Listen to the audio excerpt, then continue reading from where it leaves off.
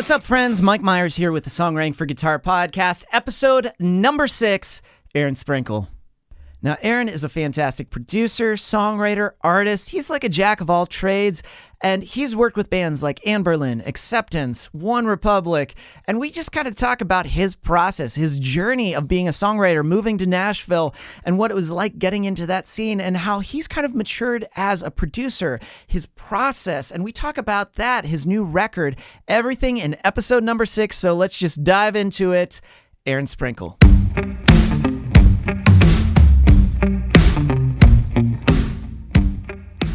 When I was prepping for this and I was looking back, I was looking at your all music credits and everything. You have just done a shit ton. You have just done so many records, and you have written on so many records, produced so many records. Is that something that you wanted to do early on, or did it kind of morph over time? I guess that depends on how you define early on. I definitely saw myself when I was younger. I saw myself as a artist or a performer or, a rock star first. Mm-hmm.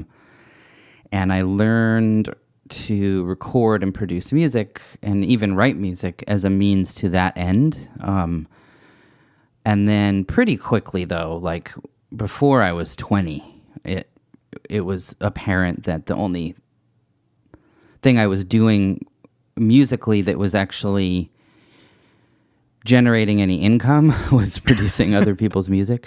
So, and I didn't ever really feel comfortable performing the same way that I felt comfortable in the studio. So I sort of, changed my trajectory and ended up, putting in my 10,000 hours in the studio rather than on a stage. Yeah.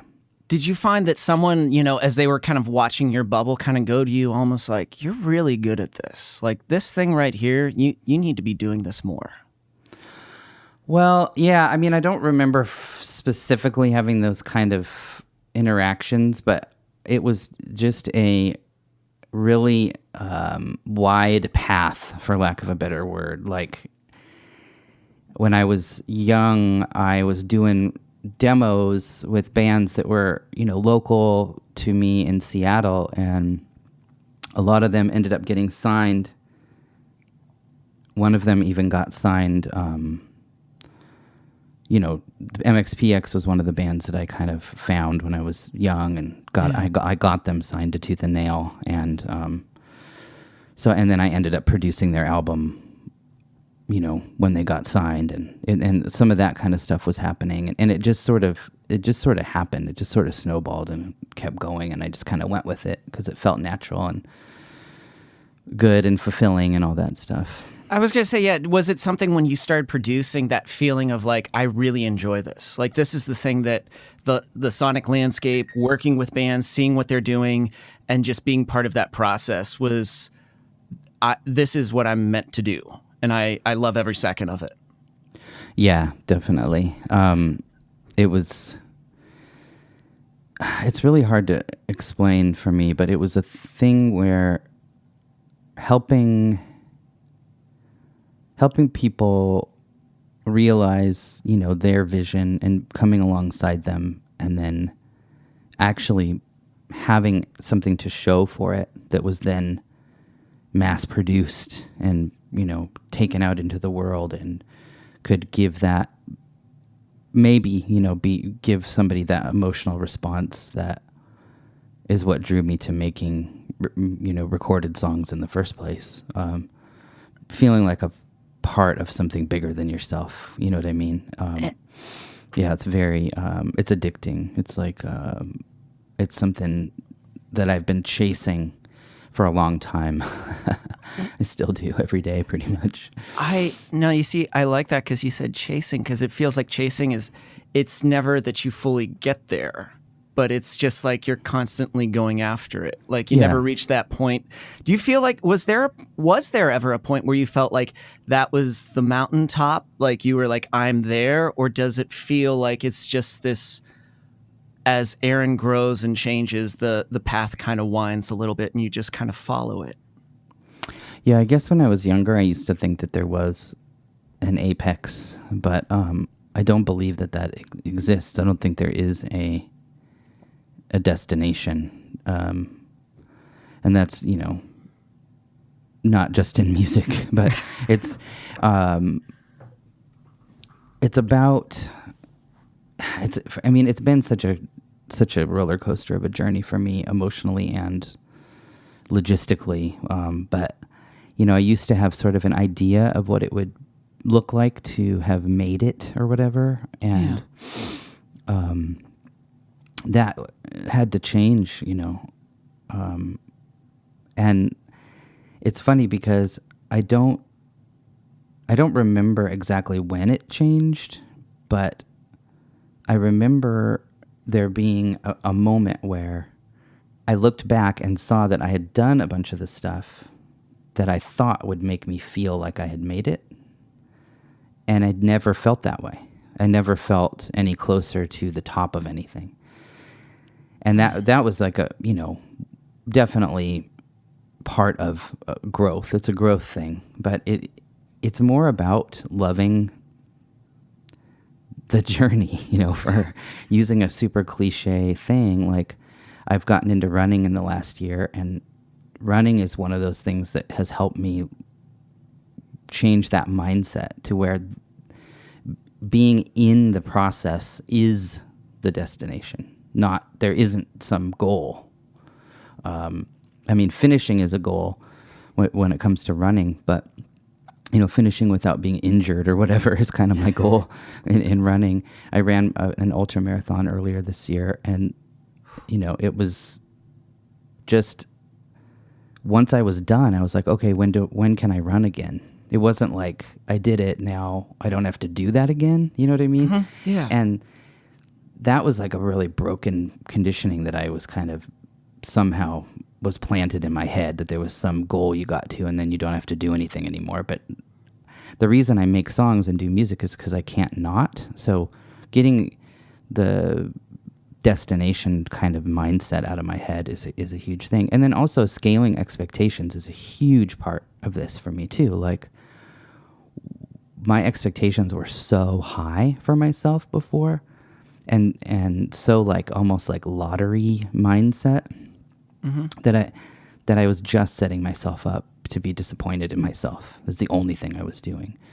So when you can find fulfillment in the little things, for me anyway, it's allowed me to keep going for all these years, 27 years or whatever that I've been doing this. I feel what you're saying too, I hear a lot where people have these expectations. They think, oh, I'm going to go to Nashville. I'm going to get signed. I'm going to get a publishing deal. Mm-hmm. I'm going to get that song cut. It's going to be huge. We're going to do this record. It's going to be great.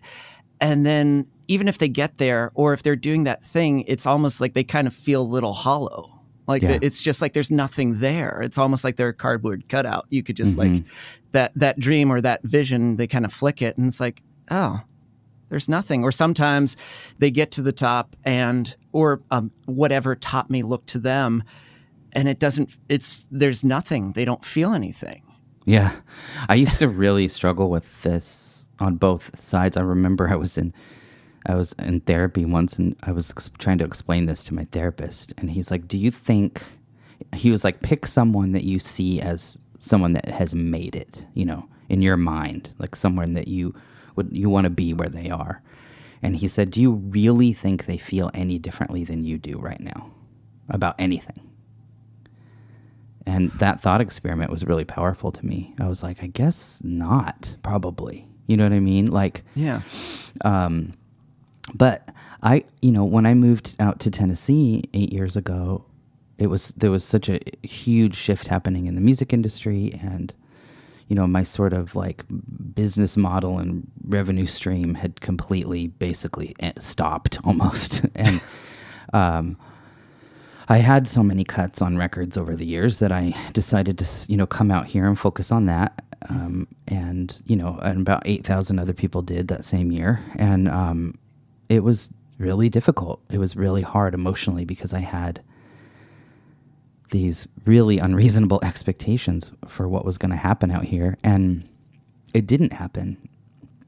I mean, it was really painful what I went through. It was amazing, and I needed to go through it, and I grew a massive amount because of it. And I wouldn't change anything about it, basically. But that's kind of the expectation management that I was talking about before. Is like, okay, let's stop looking at what we don't have and look at what we do have. How can we, make this work? What we have, make this work. And the fact is, man, is like, people say to me all the time, like, man, you're a legend. Seriously, like, this sounds so weird for me to say this, but you've done all these records and all this stuff, and it must be so crazy to have done all that. And I don't live in that space. I don't sit around thinking about what a legend I am. You know what I mean? I don't sit around thinking about all the stuff I've done. I'm just like, what's next?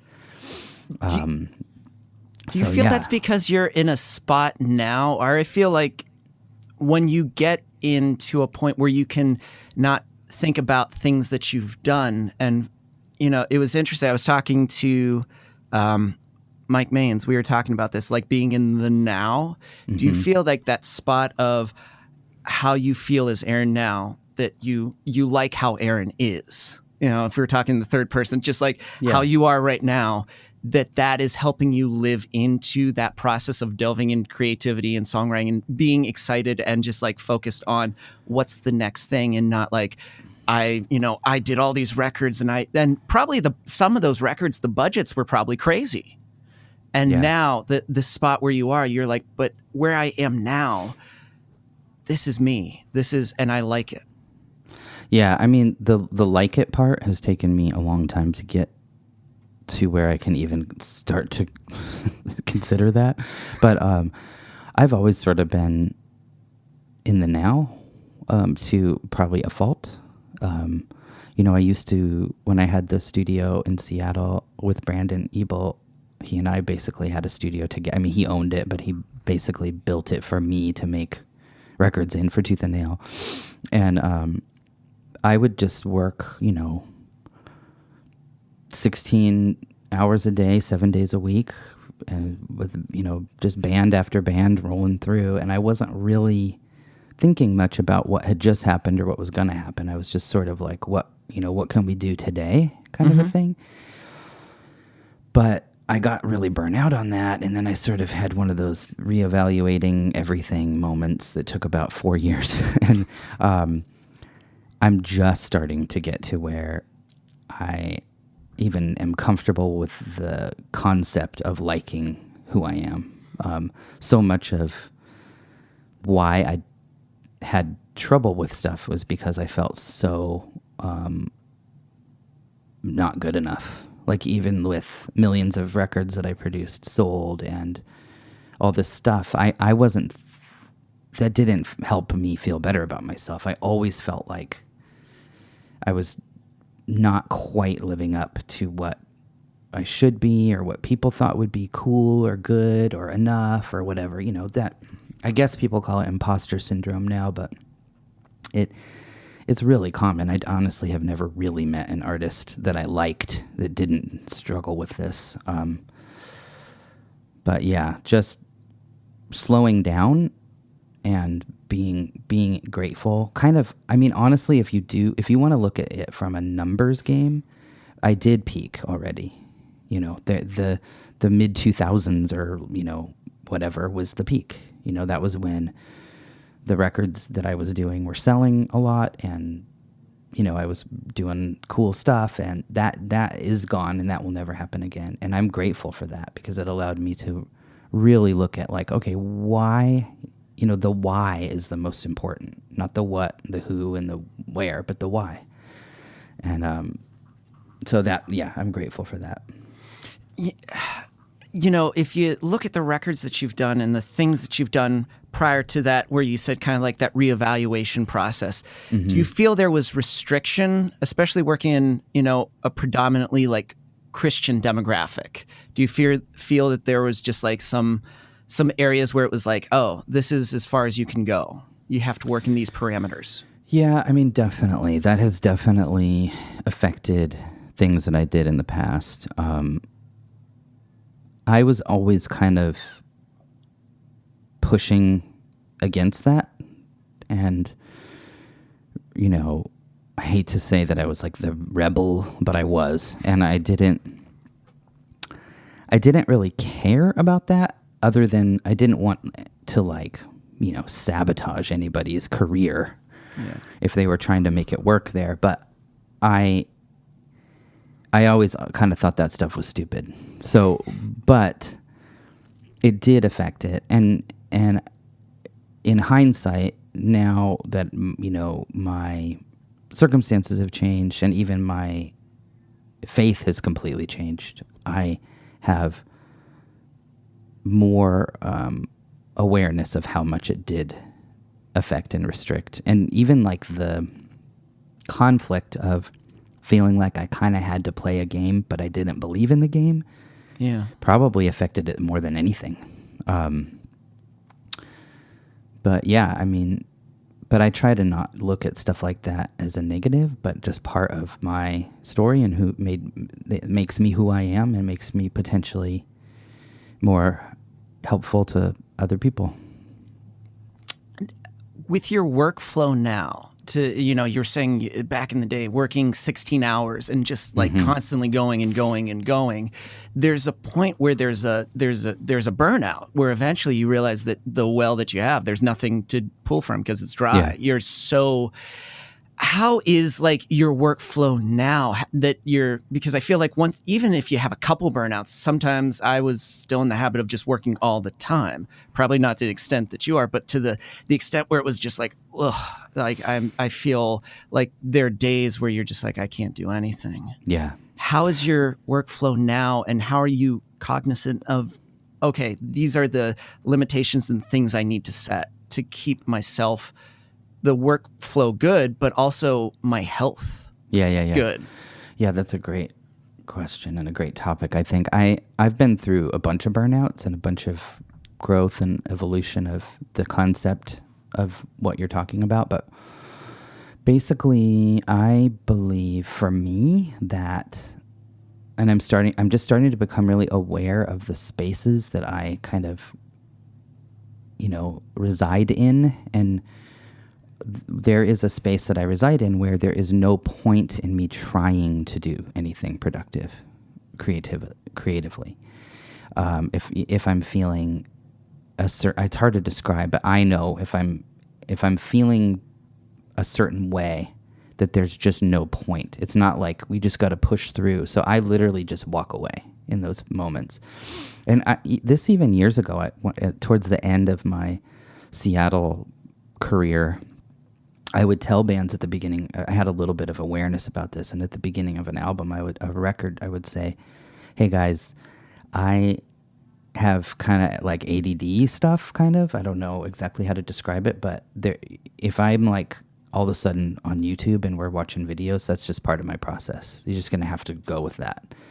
Because I've found that spinning my wheels actually in the end makes things take longer and makes things worse and makes me have to redo a bunch of shit, and I don't want to do that. So now I'm very fortunate. My studio's in my home. I work primarily as a composer now, full-time for Soundstripe. And I've got some other stuff that I'm working on as well, but I get to sort of just wait until I'm really feeling inspired. And the other thing about me is my ADD stuff allows me to hyperfocus. So when I am inspired, I can do a really large amount of work in a really short period of time. So I kind of just try to harness that.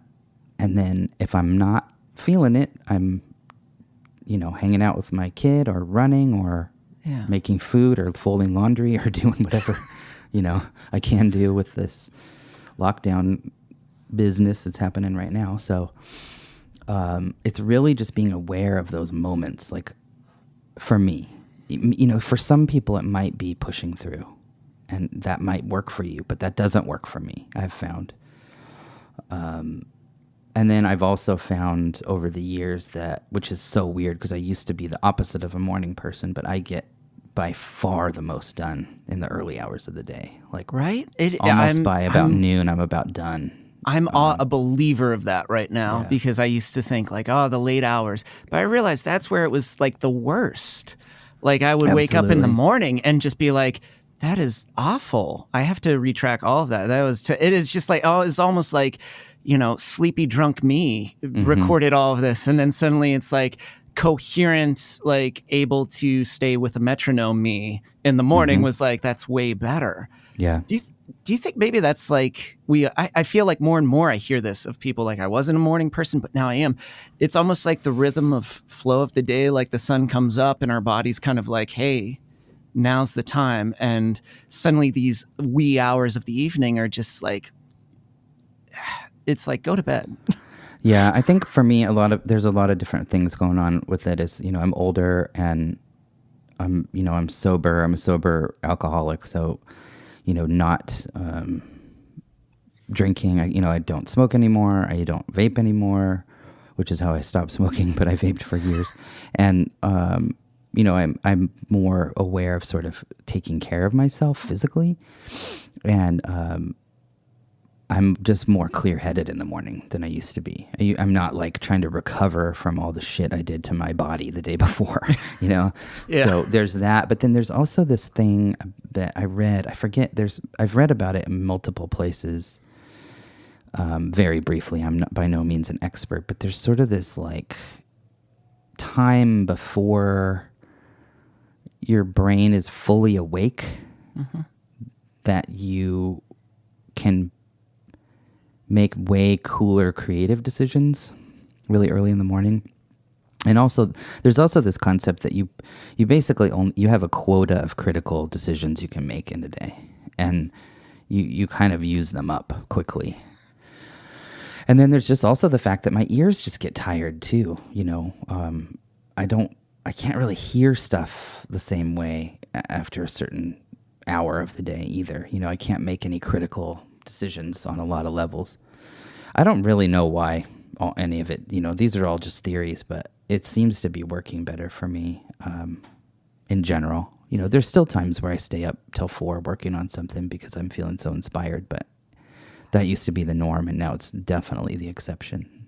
It just, at least to me, just listening to you tell the story, it just feels like you're just more in tune with yourself. And when you're more in tune, you make those changes because you're not just listening to where people say, oh, you got to push through it, man. Yeah, you just got to push through it. You'll get the better product. And it's like, okay.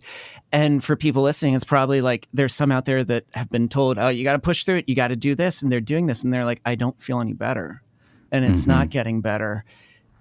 That hearing your story of like, hey, listening to yourself and what your body's saying, looking at things that are helpful and not helpful, eliminating them, and just kind of living into yourself actually allows you to sometimes work and create the best things.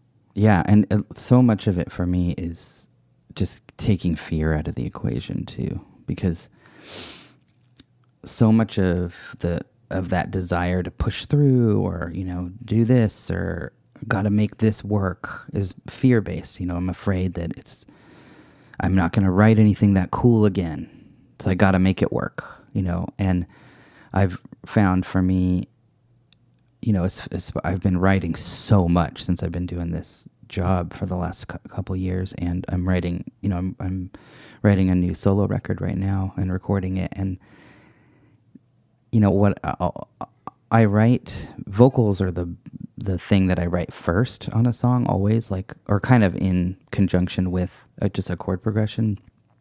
And I have a tendency to write vocal melodies and phonetic, patterns without real lyrics first. Yeah. And I have a really hard time fitting real lyrics into those sometimes. And, but I'll hold on to something for a year and I can't, I've got a couple songs that I was trying to write lyrics to because I wouldn't let go of that melody because I was like, that's the coolest melody I've ever written. I'm never going to write anything that cool ever again. I'd be an idiot to let go of it. But the second I throw it out the window, I can just write this awesome song. And it's really weird, man. Like, I really I've done it like 3 times in the last month where I've just like, you know what, screw it. I'm not finishing the song. I might as well just throw out the melody and write something that means something to me. And it's way better. You know what I mean? It's crazy. And that's all fear. It's fear of like it's making things too precious or taking stuff too seriously or making stuff too important. And that's something, you know, I learned a lot about coming into the songwriter community. The little bit that I have since I've moved here, there wasn't a community like that in Seattle. I never wrote songs. I never wrote songs outside of the context of making a record. I was never just writing. You know what I mean? It was like, we need to fix this song, or we need another song, or whatever for a record. But, you know, people being out here, a lot of people I met that I really respect as songwriters were like, don't take everything so seriously. You can always write something else. You know, throw it away. If it's not working, toss it.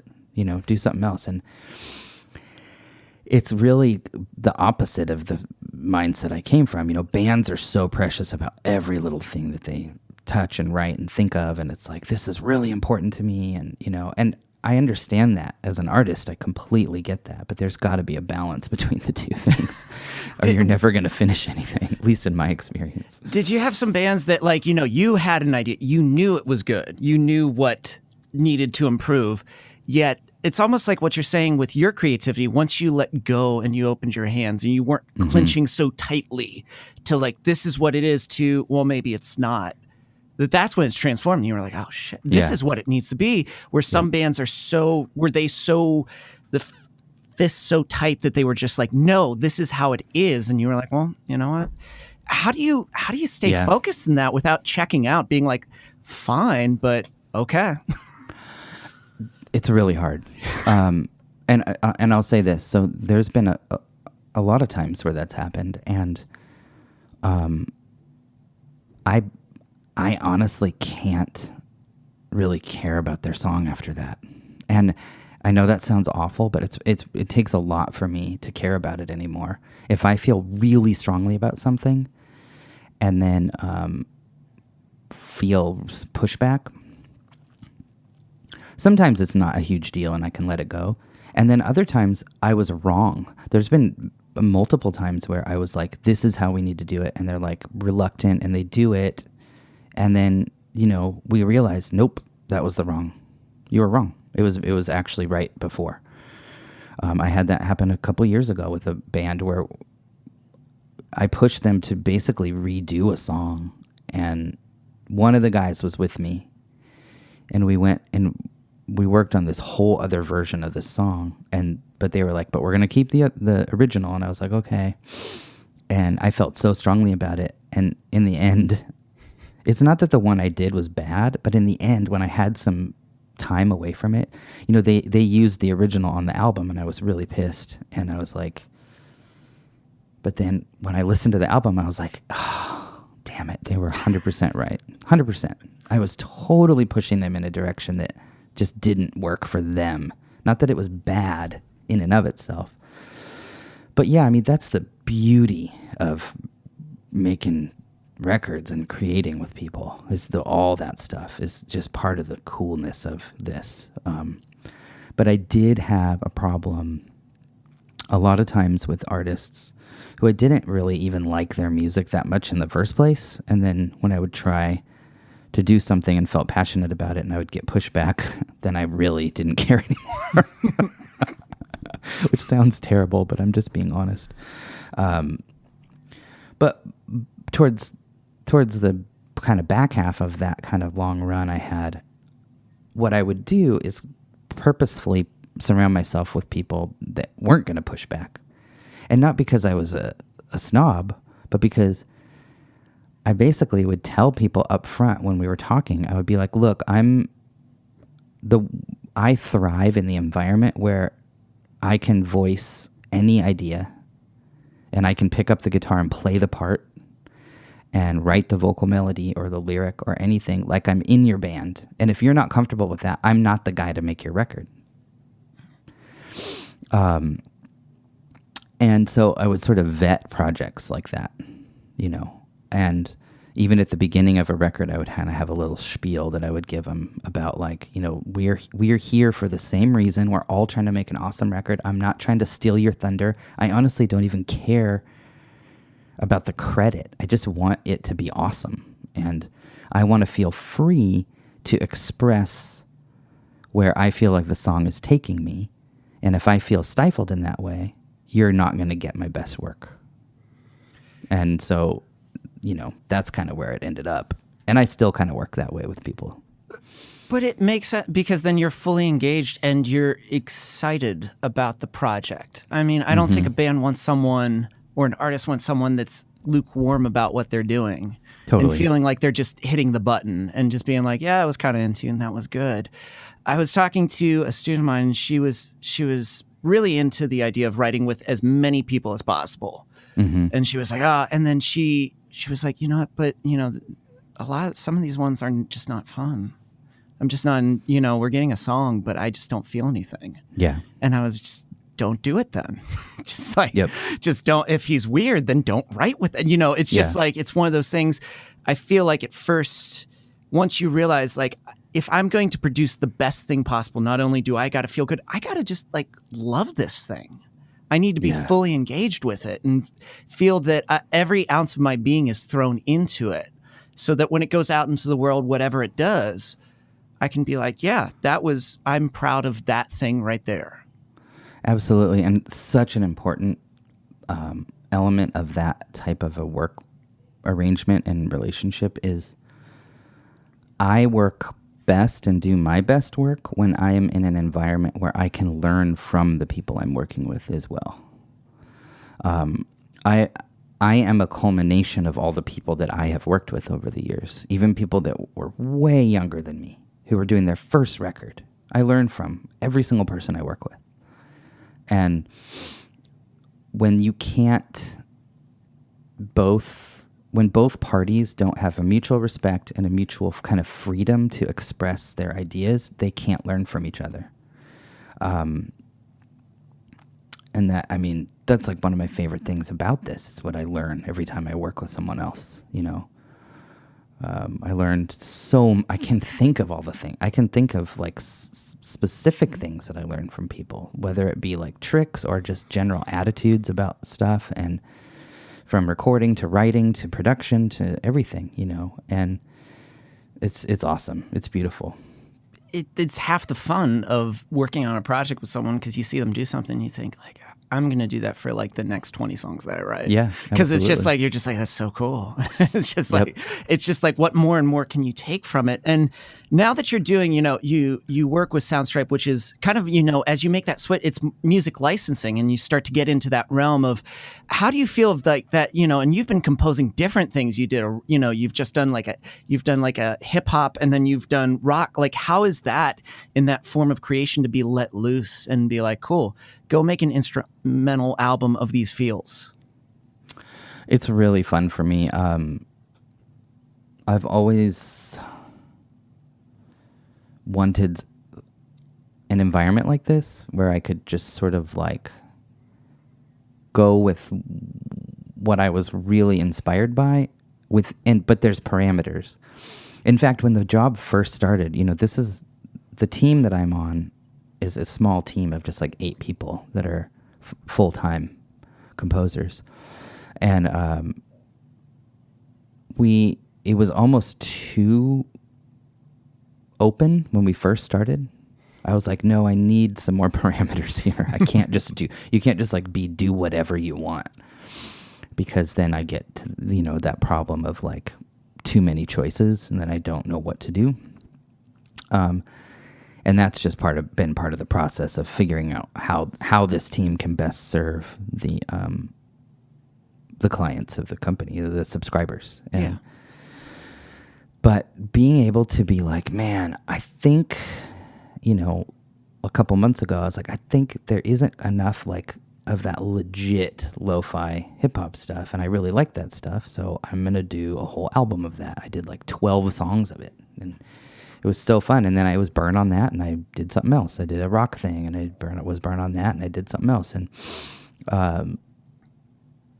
it's like I was actually talking about this on Bad Christian a couple days ago, but it's like I went from working for 20 something years on making other people's music, and now I just get to make my music. And there's absolutely challenges in that as well, but it's so fun, and I feel like I'm basically like just growing exponentially in that way because of this environment that I'm in. Especially when composing, if you're a music junkie, it allows you that ability to genre hop and just totally like, cool, I want to do this album. I'm done with this. I'm good for a while. I'm going to switch over here. And you have that sort of flexibility. And to me, and when you're kind of going in, it's like this has got to have ebbs and flows into your compositions. It needs to work for different scenes. That it's also a challenge, but it's an exciting challenge to think of like, what could this be used for? There's so many different uses it could be used for. Yep, it's so fun. I have, I think, 12 or 13 monikers on Soundstripe now. Yeah. So, that's how many different things that I am doing there, and it's fun, and I'll probably have a couple more happen before the end of this year. I wouldn't be surprised if I do a couple things that need their own own moniker. Yeah. But yeah, that's how, if you actually look back on even the records I produced, the diversity of genres is pretty crazy. I mean, it's almost everything as far as popular music goes. And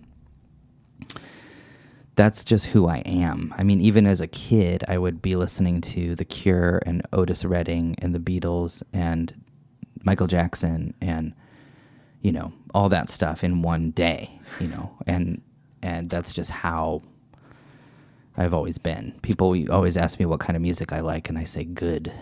And, and that's, I started saying that when I was young because I didn't like to be pigeonholed into one, genre. You always have a good, I feel like a pop sensibility, regardless of who you're working with. I always feel like. Yeah, that's funny because I actually... I talked to somebody else about this once, but I remember there was, I think it was when we were working on the first or the second Acceptance full length, this was, 4 or 5 years ago or 5, 6 years ago, I guess it is now. But there was some article that came out on BuzzFeed that said why 2000, I think it was called Why 2005, okay. The 11 records that prove why 2005 was the greatest year of emo, okay? And I think Christian showed it to me. And I produced 3 of the albums on this list of 11. And I was like, I'm an emo producer? What the heck? And the funny thing was I kind of had this chain realization is like a lot of people see me as like this emo, Warped Tour, whatever producer. And Demon Hunter fans see me as a metal producer. And, Cutlass fans see me as a hard rock producer, whatever, But what people don't know is all of the artists that I worked with, the reason that they wanted to work with me is so that I would bring a pop element into whatever they were doing already. I mean, that's not the only reason, but that's, I think, kind of a huge reason why is to me, all of the songs that I love are pop to me. I mean, they're not, but, whether it be a Belle and Sebastian song or a Grateful Dead song, even there's pop elements that attract me to it. And so bringing that quote unquote pop sensibility into, I know for a fact that's why Demon Hunter wanted to work with me. They straight up told me that. And, whatever, you pick a band, that was definitely part of it. So yeah, that is a good observation. And I think it's why I would get so confused when people would be like, dude, you're like the sickest post-hardcore producer. I would be like, what are you talking about? Yeah. I don't even listen to that kind of music. Literally don't listen to it. Yeah. most of the music that I'm known for making, I literally do not listen to recreationally at all, but which is really funny. Do you feel too, especially as you've released solo stuff, that since your primary, source of income was not like solo things, that you had more freedom to be like, I'm going to change my sound. No one can tell me no. I'm going to do it because that's what I like. Yeah, there's almost no skin in that game. Like it's funny because my solo albums, I've been doing, how many have I done? 1, 2, 3, 4, 5 proper solo records. There's one that Tooth and Nail put out that's basically a compilation of the previous 3. But so I've got 6-ish solo albums, not counting the 2 Fair albums, and I think that's basically it. But it's a hobby. There's never been anything riding on it as far as my like livelihood or well-being. So there is like this immense freedom. Now the problem is I haven't given myself the time to really focus on it over the years. I've put out 5 solo records in 21 years. So that's not a good average albums per decade. But right now I'm working on one that I'm super excited about. It'll be my first independently released album ever, actually. I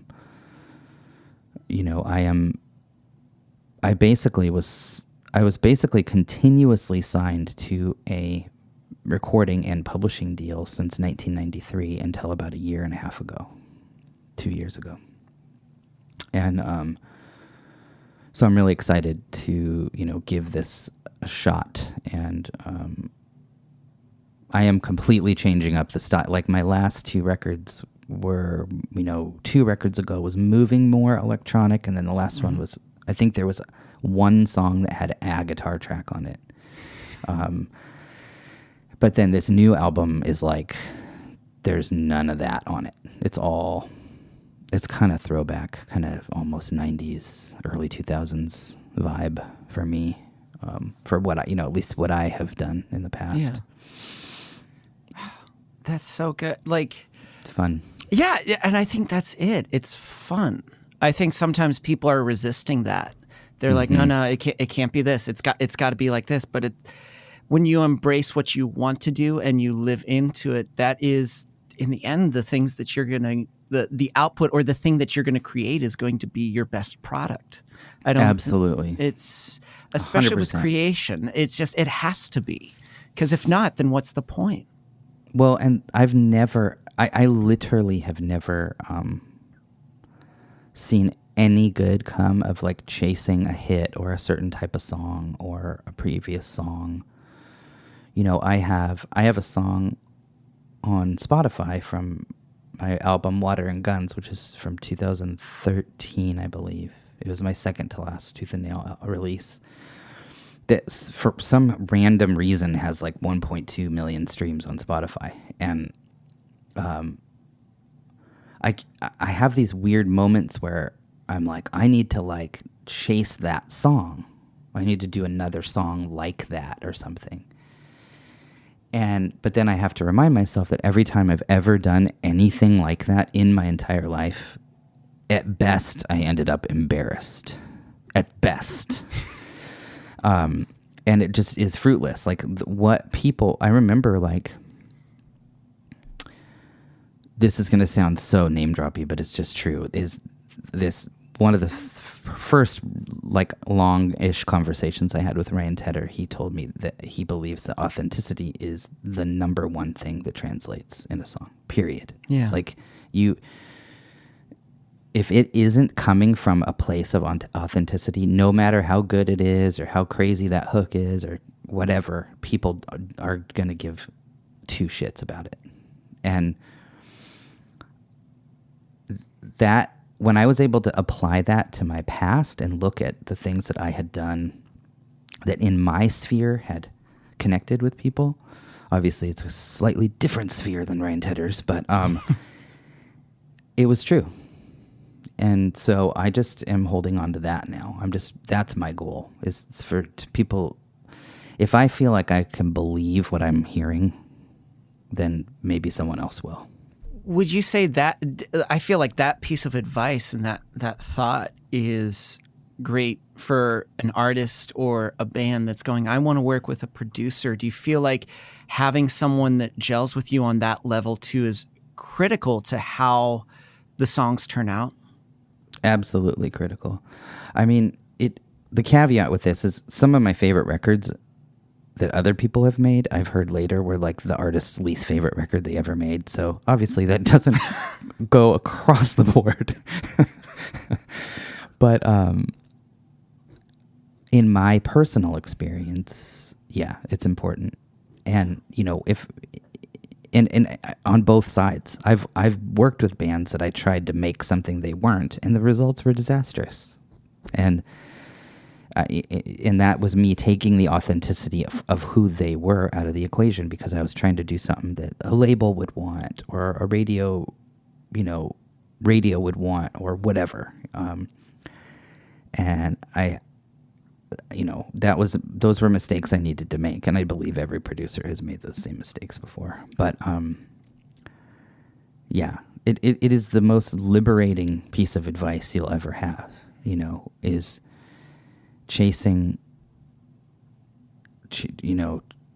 something that is not authentic is a terrible idea. No matter what you think the outcome might be or what the goal might be, it isn't probably going to happen. And of course there's exceptions to the rule, but I'd like to think that the most like cheesy or whatever hits ever had some huge level of authenticity when they were written. They came from a real place. I kind of think that's probably true.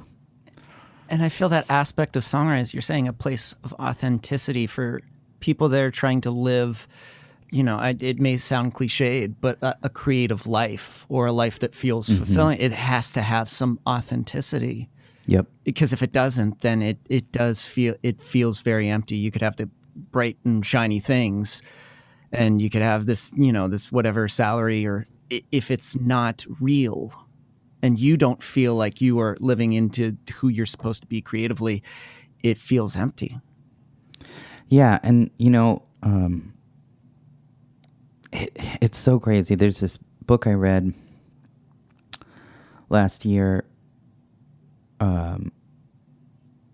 I don't know if you ever heard of The Subtle Art of Not Giving a Fuck, but there's a... Yeah, I love that book. I have that. The other one, Everything's Fucked, the second one, or whatever, the one after it, is actually my favorite one. And I don't remember which one. This is what I'm about to say, which book it's in, because I read them like right next to each other, and I always get mixed up. But he talks about good and bad characteristics of a value, and one of them that really hit me was that a good value can be obtained immediately and a bad value cannot. And so if I want to look at whatever I define as success, right? If I can't have that by just changing my perspective today, then that's a terrible value. It's a terrible thing that I'm chasing after. And that's the expectation scaling that is just, it's so beautiful. You can have serenity, peace, fulfillment, all those things by just scaling your expectations. Yeah. Because I promise you, like, and my success as far as like whatever hits or dollars or whatever pales in comparison to other people that I even know. But I've had some, and it did nothing to make me a more fulfilled or it did nothing for my well-being. Literally zero. If anything, it just set me up to fail the next day. Because every time I felt like I made it to a certain place, I always still felt like I had to beat that. And I had to beat it like pretty quick. So scaling your expectations is massive for me, and it's something I'm still not great at, but I'm trying, and I think it's across the board, even in relationships with other people. Expectation management is a huge way to immediately gain ground and success in any situation you're in. I feel everything that you've said in our conversation has been, I feel so helpful to someone who is trying to seek that authenticity and trying to understand what that means, because sometimes for people they're like, what does it mean to be an authentic self or to live creatively and to produce that? Because sometimes they don't have the best representation of what that looks like, or their representation is what they see on Instagram and they're like, that doesn't look like me. Yep, exactly. But dude, this was so good. Projects you got coming up, things that you want to share, anything that you want to share at the end? Yeah. So the new acceptance music that has been kind of rolling out, the EP that is currently out. It's actually out on Tooth and Nail. We worked on for 3 years or something, and no one implicitly told me not to say this, but there's more than the EP coming. So that's I'll awesome. just be cryptic and say that. I'm so excited about it. I mean, it's just awesome. And then I'm really excited about my new solo album, which I will be, you can actually hear a teeny snippet of one of the songs on the most current episode of Bad Christian, where we talk about the CEO guy's Spotify remarks about, we kind of talked about that and kind of what that whole thing looks like. But I'm going to be announcing probably this month how I'm going to be I'm going to be doing some sort of pre-order type crowdfund thing for that. I'm kind of on the fence as to whether or not I'm going to do like an actual crowdfund or whether I'm going to just do a Bandcamp pre-order only. I kind of I'm leaning that direction to make it just really minimal and simple and like super straightforward. Like, if you want to help me get this made, go pre-order it and tell all your friends and just see what kind of like grassroots, just word of mouth marketing could do. But I'm very excited about it. If you want to follow me on Instagram Instagram probably is the best, or there's a Facebook page that you can like that is terrible, but that I haven't even like looked at in like probably 4 years, but I will be announcing some stuff soon about that. So and then if you are in the business of licensing music or needing music licensed, I have a massive amount of music on soundstripe.com, and as do my fellow composers who are all just immensely talented. They're just some of the most incredibly talented people I've ever worked with. So really cool stuff there. Dude, this was so good. All the links we'll have below. Aaron, thanks for taking the time out to talk. Honest conversation, and it's always great. Yeah, anytime. It's a pleasure.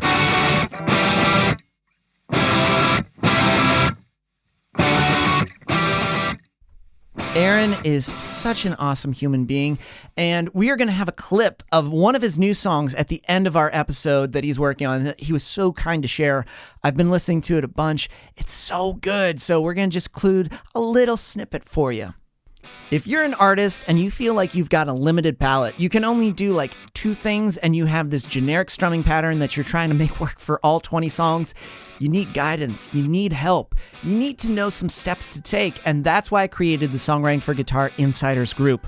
Every month, I give you a new skill-building module. I've had Judy Stakey, who is the former Senior Creative VP at Warner Chappell, Michael Elsner from Master Music Licensing, F. Reed Shipman, who is a Grammy Award-winning mixer. I bring in these experts to answer your questions. You get to hear insight, and this is an awesome group. All you got to do is just head to songwritingforguitar.com, click Insiders, and then you can join and get access to modules right away and see replays of past talks, and then when we're having our next one.